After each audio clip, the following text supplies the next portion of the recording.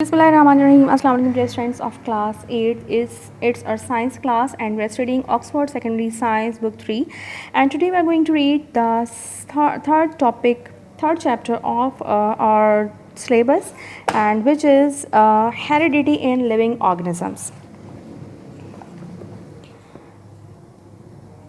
जी, तो बेटा आपको पता है, आपने यकीनन कभी कंस्ट्रक्शन होते देखी होगी, कोई घर बनते देखा होगा। तो अगर आपने कभी देखा हो तो आपको पर्सनल अगर आपका घर बना है तो आपको पता होगा कि उसका एक बाकायदा उसका एक मैप डिज़ाइन किया जाता है, घर का एक नक्शा बनाया जाता है और एक प्लान होता है। जब भी कोई घर बन रहा होता है उसके लिए हमें दो चीज़ों की ज़रूरत होती है। एक प्लान कि हम घर क्या बनाएंगे, कैसा बनाएंगे, हमारे जहन में एक होता है जो कि हमने बाकायदा कागज़ पे एक ड्राइंग की हुई होती है, बनाई हुई होती है कि ये जो है हमारे घर का नक्शा है और अकॉर्डिंग ऐसे हम बनाएंगे, इसकी ये मेजरमेंट होगी, यहाँ पे कमरा होगा, यहाँ पे किचन होगा, यहाँ पे जो है वो टेरेस होगा। ये सब कुछ चीज़ें जो है उस प्लान में मेंशन की जाती हैं, उनकी मेजरमेंट पूरी डिटेल्स उसके ऊपर मेंशन की जाती हैं। यानी कि डोर जो है वो अंदर की तरफ खुल रहा है या बाहर खुल रहा है, विंडो होगी तो कहाँ होगी, ये तमाम चीज़ें जो है उस प्लान में मेंशन की जाती हैं। इसके बाद जिस चीज़ की ज़रूरत होती है वो बिल्डिंग मटेरियल्स की सप्लाई की ज़रूरत होती है कि आपके पास प्रॉपर मटेरियल्स हो जिसकी मदद से आप वो अपना घर जो है वो जो आपने प्लान किया है उसको आप फ़िज़िकली जो है उसको आप बना सकें। इससे पहले तो सिर्फ आपकी जो प्लान है वो तो पेपर्स पे होता है या फिर आपके जहन में होता है। उसको कंस्ट्रक्ट करने के लिए ऑब्वियसली आपको सप्लाई ऑफ मटेरियल्स की नीड होती है। अच्छा जनाब, तो इसी तरह जब कोई ऑर्गेनिज़म जो अल्लाह ताला की एक शानदार तख्लीक है, इंसान या कोई भी जानवर या कोई प्लांट, जब भी कोई लिविंग ऑर्गेनिज़म रिप्रोड्यूस करता है तो उसकी यानी जो नया बन रहा है वो ऑब्वियसली कोई नई चीज़ बन रही है ना। नई चीज़ से मुराद ये कि अपने पेरेंट के जैसे ही कुछ नया बन रहा होता है तो उसके लिए भी ऑब्वियसली किसी प्लान की ज़रूरत होगी, कुछ मटेरियल की ज़रूरत होगी। तो ये जो प्लान है, ये प्लान हमें कहाँ पे मिलता है? ये जो प्लान है ये हमें मिलता है मेल और फीमेल सेक्स सेल में, उनके न्यूक्लियस में पाया जाता है ये। तो जैसे बिल्डिंग मटेरियल और हाउस प्लान चाहिए होता है, इसी तरह ऑर्गेनिज्म को बिल्ड करने के लिए हमें चाहिए होता है प्रोटीन्स और वो इन्फॉर्मेशन जो उसको बताएंगी कि कोई चीज़ कैसी बनाई जाए। प्रोटीन तो आप समझ लें कि वो मटेरियल हो गया, और प्लान क्या है? वो प्लान जो हमारे पास है, जो इंस्ट्रक्शन की जो हमारे पास गाइड है वो है हमारे पास जीन, GENE, जीन जो है वो बेसिकली हमारे पास वो इंस्ट्रक्शन गाइड है, उसके पास वो तमाम इन्फॉर्मेशन होती है कि जो नया ऑर्गेनिज्म बनाया जाना है वो कैसे बनाया जाना है। Let's start reading. The plan necessary to build a living organism is found inside the nuclei of its cells. The plan for building a house consists of lines drawn on a large sheet of paper. The plan for building a living organism consists of chemicals called genes.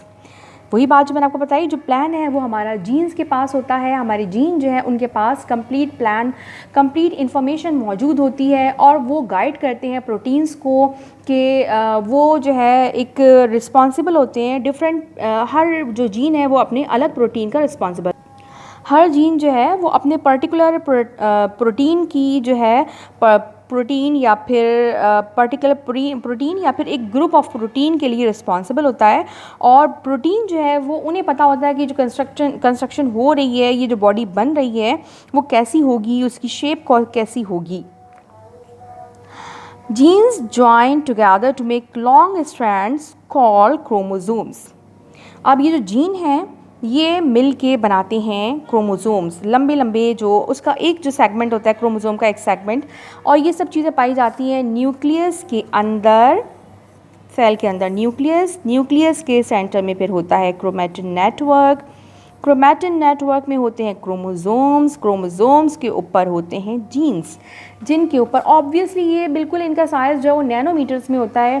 Simple जो microscope है उसके तो आप सोच भी नहीं सकते कि हम इसको देख पाएंगे। इलेक्ट्रॉन माइक्रोस्कोप की मदद से ही इसको दिखा जा सकता है। जैसा कि आपको पता है सेल जो है, सेल इटसेल्फ वो बहुत छोटा होता है। तो उसके बाद न्यूक्लियस के अंदर क्रोमैटिन नेटवर्क है, क्रोमैटिन नेटवर्क के ऊपर क्रोमोसोम्स हैं, उन क्रोमोसोम्स के ऊपर जीन्स, यानी कि ये इन्फॉर्मेशन जो हर अलग करेक्टरिस्टिक के लिए अलग अलग जीन मौजूद होता है, जो तमाम करेक्टरिस्टिक्स की रिपोर्ट तैयार करता है या प्लान बनाता है, उनको कंपाइल करता है कि जो नया ऑर्गेनिज्म बन रहा है वो कैसा होगा।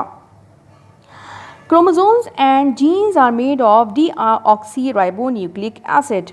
डीऑक्सीराइबोन्यूक्लिक एसिड ऑब्वियसली एक केमिकल है, इससे बने हुए होते हैं क्रोमोसोम्स, और जो जीन्स बने हुए हैं ये उस डीएनए के बने हुए हैं। और डीएनए जो है वो एक तरह का प्लान है, और ये डीएनए ही जो है जो एक तरह का प्लान है जो बता रहा है कि जो अब जो बॉडी बननी है वो किस तरह की बननी है।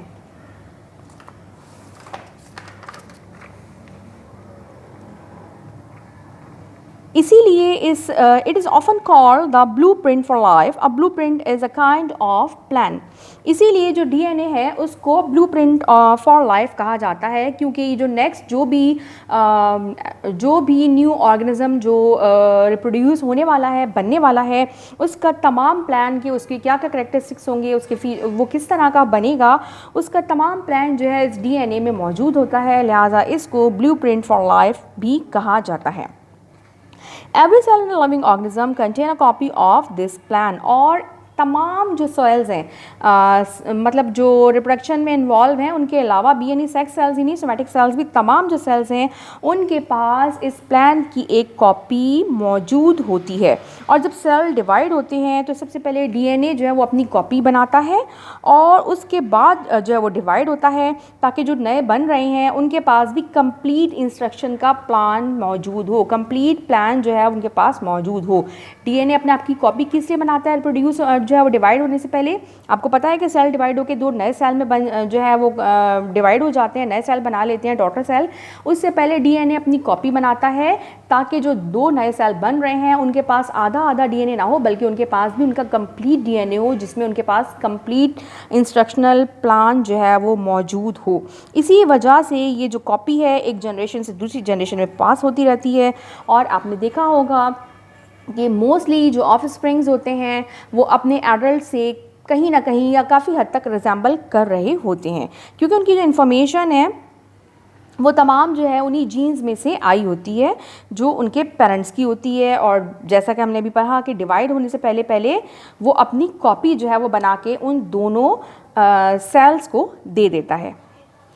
बेटा इसको इंशाल्लाह डिटेल में हम जो है वो नेक्स्ट चैप्टर में पढ़ेंगे मज़ीद डिटेल इसकी। एनीवे इसका हम नेक्स्ट जो है टॉपिक जो हमने ग्रोथ एंड सेल डिवीज़न है, जिसमें हमें पता चलेगा कि ये डीएनए जो है अपनी कॉपी किस तरह बना रहा होता है, और सेल डिवीज़न क्या होती है और किस तरह होती है, कितनी टाइप्स की सेल डिवीज़न होती है, ये सब कुछ इंशाल्लाह हम अपनी नेक्स्ट टॉपिक में पढ़ेंगे।